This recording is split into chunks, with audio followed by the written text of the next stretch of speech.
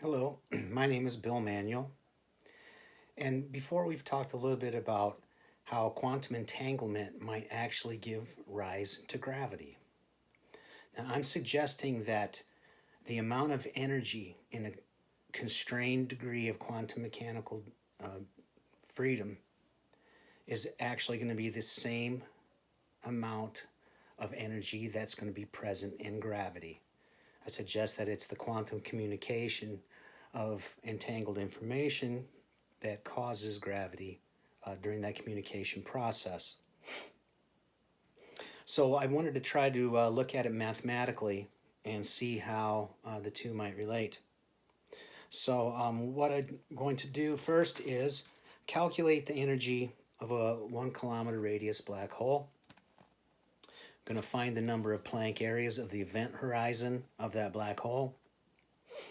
I'm going to divide the total energy of that event horizon, that black hole, by the number of Planck areas. Then I'm going to record that number. Then I'm going to calculate the Hawking temperature of that black hole, so I can plug that Hawking temperature into the Landauer equation, and then I'll record that value and we'll compare. So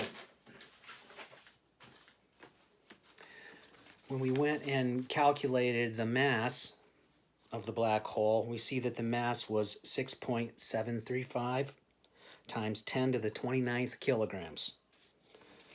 We're able to turn that into joules using E equals mc squared into 6.0736 times 10 to the 46 joules.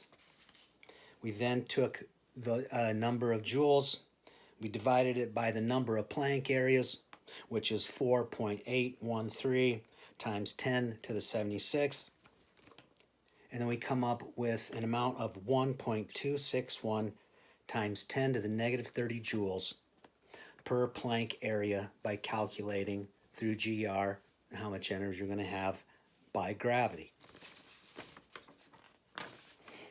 So now what we're going to do is we're going to try to find out how much energy is contained in that constraining degree of freedom. It's just a quantum mechanical bit of information, like Maxwell's demon. It's going to have some value. So in order to do that, we're going to have to figure out a temperature. So we're going to use the Hawking temperature. It makes the most sense. So in this case, we plug the Hawking temperature into the Landauer equation. And the Hawking the Hawking temperature we get is 1.823 times 10 to the negative 7 Kelvin. Okay, then we go and we look at the, we plug that into the Landauer equation, and we get 1.74 times 10 to the negative 30 joules. So let's go back. The one we calculated from general relativity, and by using mass and energy, 1.261 times 10 to the negative 30 joules. And then we use the quantum mechanics. In the GR, we use the Landauer principle. And my thought is this: if it takes one bit to erase that amount of information, then there had to have been that amount of information for it to equal 0 for it to be erased. So that's the assumption here. Anyways, through the use of the Hawking temperature and the Landauer equation, we got 1.74 times 10 to the negative 30 joules. Through the general relativity, 1.261 times 10 to the negative 30 joules. So this tracks like 1 to 1 for 30 orders of magnitude. Now we did something else as well. Let's see if I have it here. What we discovered is that, let's say we increase the radius by 2 orders of magnitude. So now it's not 1 kilometer, it's 100 kilometers. We run all those equations, and interestingly, we get 1.261 times 10 to the negative 32 joules. And then we, from the Landauer and Hawking temperature, we get 1.74 times 10 to the negative 32 joules. So the increase of 2 orders of magnitude on the radius decreased it by 2 orders of magnitude, And that's a pretty interesting correlation.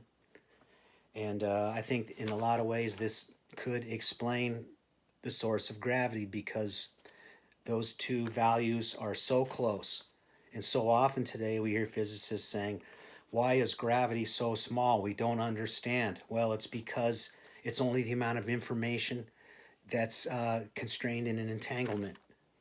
It's like a black hole horizon is made up of a bunch of Maxwell's demons all measuring as fast as they possibly can, and then gravity is the result. I mean, that's one kind of interesting way that you might want to look at it. And I think that's about it. Food for thought. I think this kind of, in a way, marries quantum mechanics and general relativity. It's interesting to see that relationship, that it's really the constrained degrees of freedom and the energy contained within that that dictates how much gravity you're going to get. Have a great one.